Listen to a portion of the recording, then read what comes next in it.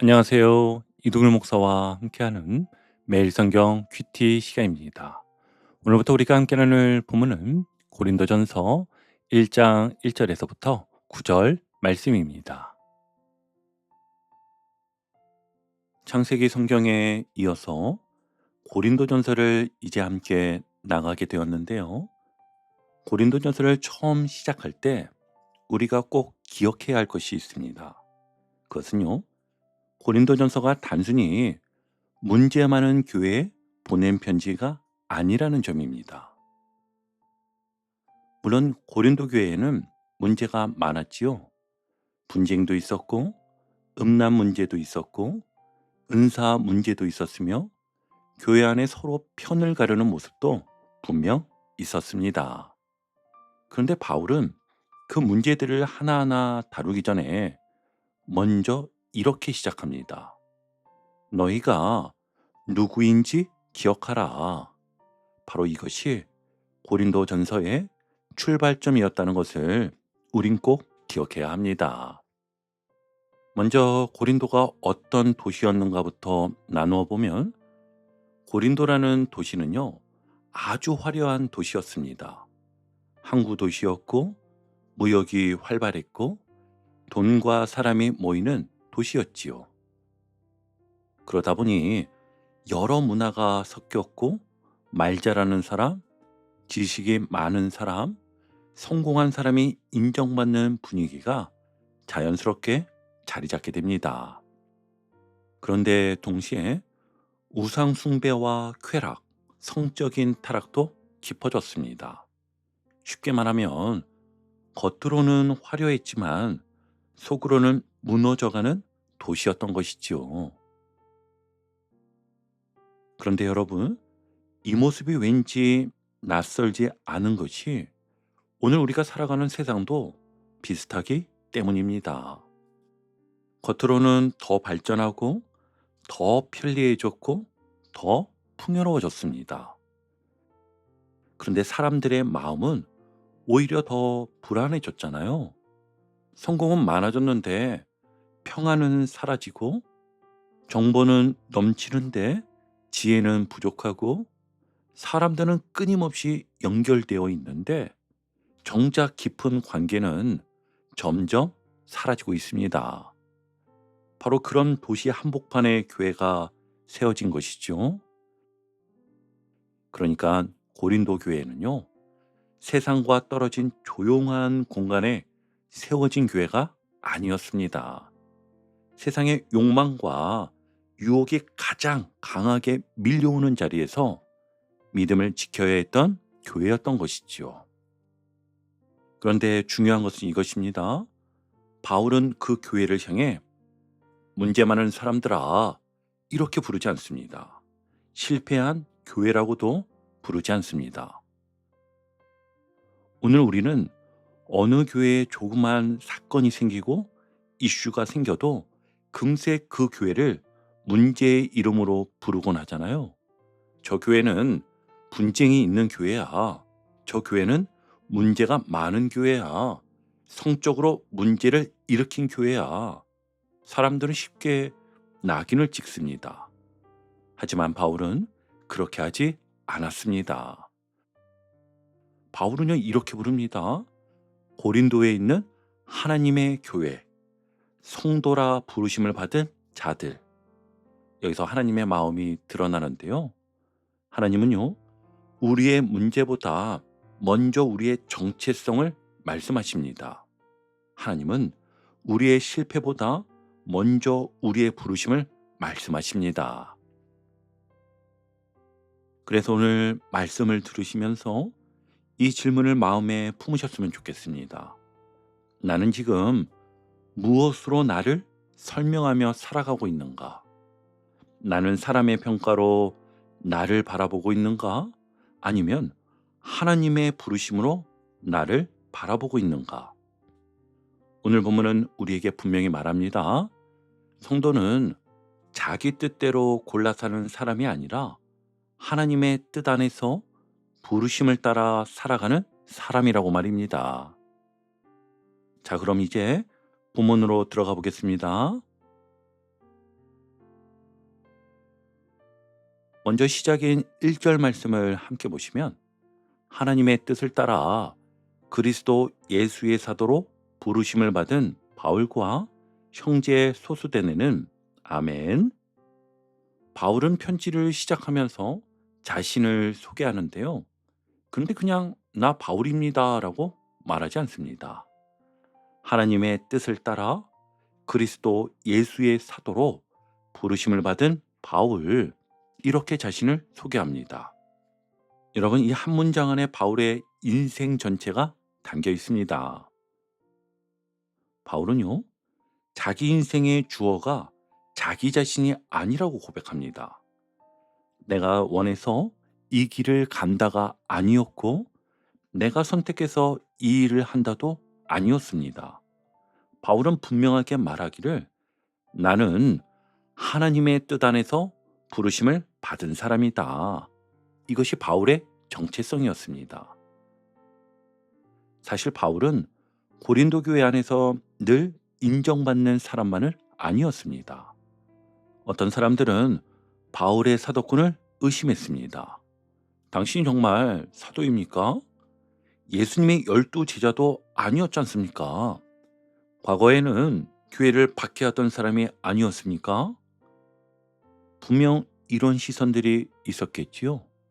그런데 바울은 사람들의 인정 위에 자신을 세우지 않았습니다.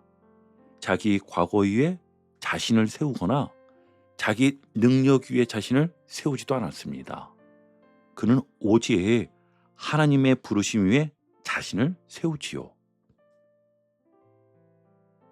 여러분, 이것이 중요합니다. 사람은 자기 정체성이 분명하지 않으면 쉽게 무너집니다. 회사에서 평가가 낮으면 마음이 무너지고, 가정에서 인정받지 못하면 상처를 받고, 교회에서 누군가 나를 알아주지 않으면 마음이 식어버립니다. 왜 그렇습니까? 내가 누구인지를 사람의 반응으로 확인하려 하기 때문입니다. 그런데 바울은 다르더라는 겁니다. 나는 하나님의 뜻을 따라 부르심 받은 사람이다. 이 고백이 있었기 때문에 흔들리지 않을 수 있었던 것이죠. 우리 인생에는 두 개의 길이 있습니다. 하나는 내가 고르는 인생입니다. 내가 원하는 대로, 내 기준대로, 내 욕망대로 사는 길입니다. 겉으로는 자유로워 보이잖아요. 그런데 이상하게 그 길은 자꾸 막힙니다. 이것을 선택하면 행복할 줄 알았는데 또 공허하고, 저것을 가지면 만족할 줄 알았는데 또 불안합니다. 마치 미로 속을 걷는 것과 같습니다. 이 길인가 싶어 가보면 막히고, 저 길인가 싶어 또 가보면 또 막혀버립니다. 그런데 또 하나의 길이 있습니다. 부르심을 따라 사는 인생입니다. 이 길은 내가 주인이 되는 길이 아닙니다. 하나님이 주어가 되는 길입니다. 내가 내 인생을 끌고 가는 것이 아니라 하나님이 나를 부르시고 보내시는 길입니다. 여러분, 잘 생각해 볼게요. 직장에서 이런 일이 있습니다. 내가 원하는 부서에 가지 못했습니다. 기대했던 자리로 가지 못했습니다. 그래서 마음이 어렵습니다. 그런데 믿음의 사람은요, 그 자리에서 묻습니다. 하나님, 왜 나를 여기에 두셨습니까? 이 자리에서 제가 감당해야 할 부르심은 무엇입니까? 가정에서도 마찬가지입니다. 내 뜻대로 되지 않는 가족이 있습니다. 마음처럼 변하지 않는 배우자, 자녀, 부모가 있습니다. 그때 우리는 쉽게 불평하게 됩니다. 왜 이 사람은 안 변하지? 왜 우리 가정은 이럴까? 그런데 말씀 앞에 서면 질문이 달라집니다. 하나님, 이 관계 속에서 제가 감당해야 할 부르심은 무엇입니까?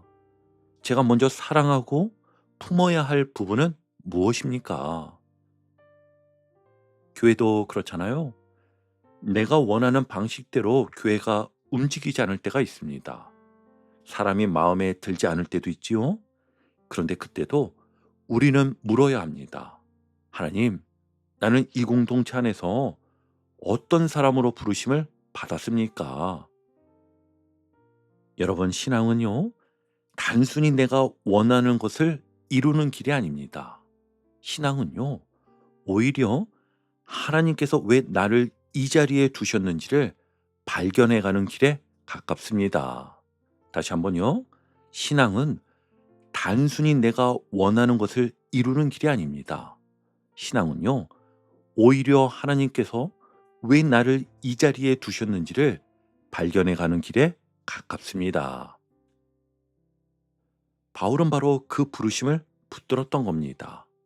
그래서 그는 고린도라는 복잡하고 타락한 도시 한복판에서도 무너지지 않을 수 있었습니다. 왜냐하면 바울은 고린도를 사람의 눈으로만 보지 않고 그는 그 도시 안에서 일하고 계시는 하나님의 뜻을 보았기 때문이었지요. 사람들이 보기에는 고린도는 환락의 도시였습니다. 어느 정도였냐면 당시 고린도 사람처럼 산다라는 말이 방탕하게 산다는 뜻으로 사용될 정도였습니다. 그만큼 타락이 심했던 도시였던 것이지요. 그런데 하나님은 바로 그 도시 안에서도 하나님의 백성을 두고 계셨습니다. 이것이 놀라운 하나님의 시선입니다. 우리도 마찬가지입니다. 내가 보기에는 지금 내 삶이 너무 복잡해 보입니다. 직장은 너무 힘들고 가정은 해결되지 않을 것 같고 마음은 자꾸만 엉켜가는 것 같습니다. 그런데 하나님은 그 자리에서도 일하고 계십니다. 그리고 우리를 부르고 계시죠. 두려워하지 말고 네가 있는 그 자리에서 말씀을 붙들어라. 내가 너와 함께한다. 그 자리에도 내가 할 일이 있다. 그래서 오늘 본문이 우리에게 전하는 첫 번째 메시지는 분명합니다. 너는 우연히 거기 있는 사람이 아니다. 너는 하나님의 뜻 안에서 부르심받은 사람이다. 오늘 하루 너무 거창한 결심보다 먼저 이 질문 하나를 붙들어 보셨으면 좋겠습니다. 하나님, 오늘 제가 있는 이 자리에서 감당해야 할 부르심은 무엇입니까? 회사에서는요, 불평보다 먼저 기도해 보십시오. 하나님, 이 자리에서 정직하게 일하게 하시고 누군가에게 은혜의 통로가 되게 해주세요. 가정에서는요, 상대를 바꾸려 하기 전에 이렇게 기도해 보십시오. 하나님, 오늘 제가 먼저 따뜻한 말 한마디를 건네게 해주세요. 교회 안에서는요, 이렇게 기도해 보시기 바랍니다. 하나님, 내가 원하는 교회가 아니라 하나님이 기뻐하시는 공동체를 세우는 사람이 되게 해주세요. 여러분, 부르심을 따라 사는 사람은요, 상황에 끌려가지 않습니다. 하나님의 뜻을 묻고 그 자리에서 믿음으로 반응합니다. 오늘도 우리가 있는 그 자리에서 나는 하나님의 뜻 안에서 부르심받은 사람입니다. 이 고백으로 하루를 시작하시길 바랍니다. 이어서 바울은 고린도 교회를 향해 아주 중요한 말을 합니다. 우리 2절을 함께 볼게요. 고린도에 있는 하나님의 교회에 곧 그리스도 예수 안에서 거룩하여지고 성도라 부르심을 받은 자들. 아멘. 여러분, 이 말씀을 그냥 지나가면 안 되는데요. 왜냐하면 지금 바울이 편지를 보내고 있는 고린도 교회는 정말 문제가 많았던 교회였기 때문입니다. 교회 안에 분쟁이 있었고 서로 자기 편을 만들고 있었고 세상 문화가 교회 안까지 깊이 들어와 있었습니다. 그런데 놀랍게도 바울은 편지를 시작하면서 그들의 문제를 먼저 꺼내지 않습니다. 너희 왜 그러고 있냐? 너희 정신 차려라. 이렇게 시작하지 않지요. 바울은 가장 먼저 이렇게 말합니다. 너희는 하나님의 교회다. 너희는 성도다. 여러분, 이것이 복음입니다. 사람은 보통 문제를 먼저 보잖아요. 실수를 먼저 보고, 약점을 먼저 보고, 실패를 먼저 봅니다. 그런데 하나님은 먼저 물으십니다. 너는 누구에게 속해 있느냐? 그래서 바울은 지금 고린도 교회에게 가장 먼저 정체성을 다시 붙들게 하는 것입니다. 사실 고린도라는 도시 자체가 앞서 말씀드린 바와 같이 굉장히 세속적인 도시였습니다. 돈이 많았고 문화도 발달했고 사람들이 성공과 쾌락을 따라 달려갔습니다. 쉽게 말하면 누가 더 화려하냐, 누가 더 인정받느냐, 이게 중요했던 도시였던 것이죠. 그런데 문제는 도시가 교회를 점점 닮아가는 것이 아니라 교회가 점점 그 도시를 닮아가기 시작했다는 점입니다. 교회 안에서도 누가 말을 더 잘하느냐, 누가 더 영향력이 있느냐, 누가 더 대단해 보이느냐를 보기 시작했습니다. 그래서 나중에는요, 나는 바울에게, 나는 아볼로에게, 나는 게바에게 이렇게 편이 갈라지기 시작합니다. 왜 이런 일이 일어납니까? 십자가보다 사람이 커졌기 때문입니다. 예수님보다 자기 자랑이 커졌기 때문입니다. 그런데 여러분, 이게 지금 많은 경우 우리의 모습이기도 합니다. 회사에서도 그렇잖아요. 처음에는 열심히 일하고 싶었습니다. 처음에는 하나님 기쁘시게 살고 싶었습니다. 근데 어느 순간부터 왜 저 사람만 인정을 받지? 왜 나는 저 평가밖에 못 받지? 왜 내 수고는 아무도 몰라주지? 이 마음이 커지기 시작합니다. 교회에서도 그렇습니다. 처음에는 은혜 받으려고 왔는데 어느 순간 사람을 보기 시작합니다. 아, 왜 저 사람은 저 자리에 앉지? 왜 내 말은 안 들어주지? 왜 나만 이렇게 힘들지? 그러다 보면 점점 예수님보다 사람이 더 크게 보이기 시작합니다. 가정도 마찬가지죠. 처음에는 사랑으로 시작했는데 나중에는 서로 계산합니다. 나는 이렇게 했는데 왜 당신은 안 해? 왜 나만 희생해야 하지? 그 순간 관계 안의 은혜가 조금씩 사라지기 시작합니다. 여러분, 고린도 교회의 문제가 멀리 있는 이야기가 아닙니다. 우리 안에도 분명 고린도가 있습니다. 그래서 바울은 가장 먼저 다시 말합니다. 너희는 하나님의 교회다. 이 말은 단순한 호칭이 아니었어요. 교회의 주인은 사람이 아니다. 교회의 중심은 성공도 아니고 인기 있는 사람도 아니다. 예수님이 중심이다. 이걸 다시 붙들게 하는 것입니다. 그리고 이어서 바울은 말합니다. 2절을 한번 보시면 그리스도 예수 안에서 거룩하여지고 아멘. 여기서 거룩은요, 완벽하다는 뜻이 아닙니다. 고린도 교회는 완벽하지 않았습니다. 그런데도 하나님은 그들을 성도라고 부르십니다. 왜냐하면 거룩은 행위 이전에 소속의 문제이기 때문이었지요. 그리스도 예수 안에서 바로 이것이 핵심입니다. 여러분, 성도는요, 완벽한 사람이 아닙니다. 예수님께 속한 사람입니다. 이게 정말 중요합니다. 우리는요, 자꾸 넘어집니다. 기도하다가도 흔들리고, 은혜 받다가도 무너지고, 결심했다가도 다시 죄와 싸웁니다. 그럴 때 사탄은 자꾸 속삭이는데요. 너 봐라. 너 같은 게 무슨 성도냐. 너는 안 된다. 그런데 하나님은 먼저 말씀하십니다. 너는 내 안에 있다. 너는 내 아들이다. 너는 부르심받은 사람이다.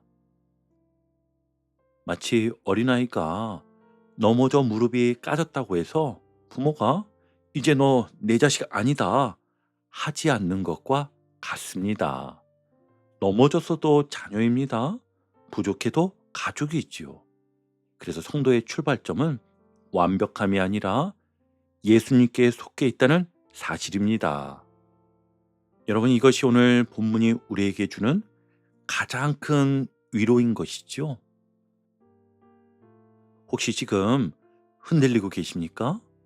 요즘 믿음이 자꾸 무너지고 있습니까? 그런데도 하나님은 오늘 말씀하십니다.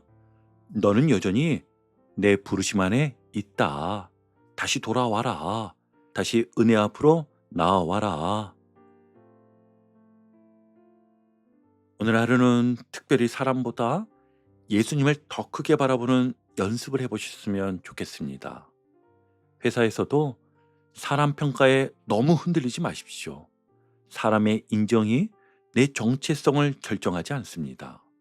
교회에서도 사람 때문에 은혜를 놓치지 마십시오. 교회의 중심은요, 사람이 아니라 예수님입니다. 가정에서도 계산보다 은혜를 먼저 선택해 보십시오. 오늘 한번 이렇게 기도해 보셨으면 좋겠습니다. 하나님, 사람보다 주님을 더 크게 보게 해주세요. 비교와 서운함보다 내가 누구에게 속한 사람인지 기억하게 해주세요. 우리는 완벽해서 성도가 된 것이 아닙니다. 예수님께 속했기 때문에 성도인 것입니다. 이제 오늘 큐티를 정리하며 마무리하겠습니다. 오늘 본문은요, 우리에게 아주 분명한 메시지를 들려줍니다. 성도는 자기 뜻대로 살아가는 사람이 아니라 하나님의 뜻 안에서 부르심받은 사람이며, 성도는 완벽한 사람이 아니라 예수님께 속한 사람이라고 말합니다. 고린도 교회는 문제가 많았지만 하나님은 그들을 포기하지 않으셨습니다. 오늘 우리도 부족합니다. 넘어질 때도 있고 흔들릴 때도 있습니다. 그런데 하나님은 오늘 말씀하십니다. 너는 내 것이다. 너는 부르심받은 사람이다. 이 은혜 붙들고 오늘 하루도 살아가시는 저와 여러분 되기를 주님의 이름으로 축복합니다. 아멘.